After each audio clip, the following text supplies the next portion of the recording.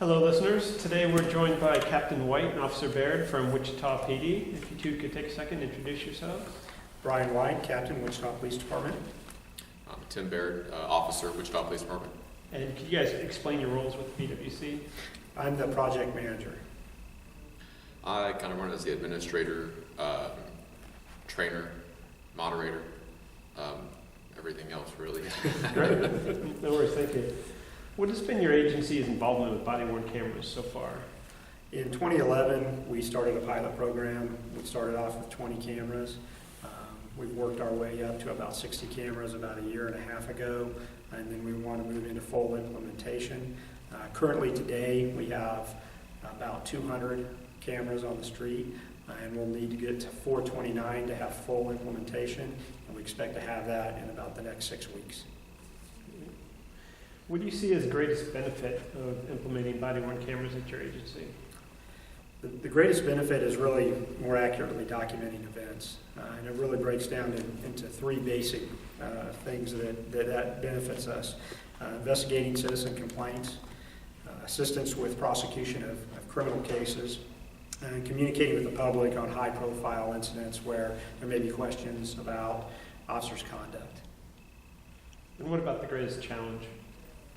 I'll let Tim handle that. That's kind of where I'm sitting right now, figuring out how to manage all of it, make sure everything is tagged appropriately, able to be located by detectives. I've been contacted by DA's office and our city prosecutor's office. Really just trying to come up with a good way to track and manage all of that with the size of our deployment. And really only being one person right now. Fortunately, in the future, we'll break it down to 4 people. But figuring all that out, and then just ensuring that the officers are understanding correctly how to document their videos and that they are taking the appropriate actions in the documentation. Great. Well, what sort of assistance have you received regarding your implementation of body-worn cameras?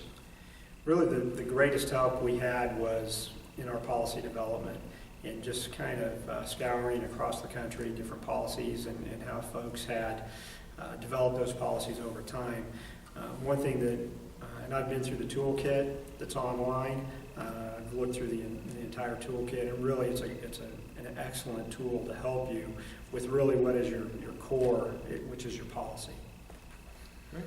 And what would you say the one thing you would need that you haven't found readily accessible? The one thing that is a challenge right now are some of those issues that nationally there is no specific way or path to go, and some of those are how to manage public disclosure of your videos, and when officers review video as it relates to a critical incident. Do they watch it before the incident? Do they watch it maybe during the interview, or do they watch it after they've given an interview? And there seems to be a division nationally about how that's managed. And we expect that as time moves on here that there'll be a more clear path, but right now it's really segmented across the country on how that's being managed. So the one thing that I'm interested in is continued communication. This is a great opportunity for us to talk to other agencies right now, but we want to continue that conversation as things change, technology changes, and there's maybe some more clear decisions on what is the right way to manage some of these things. Great. Thank you both for taking time out of the conference to speak with us. We appreciate it. Thank you. Thank you.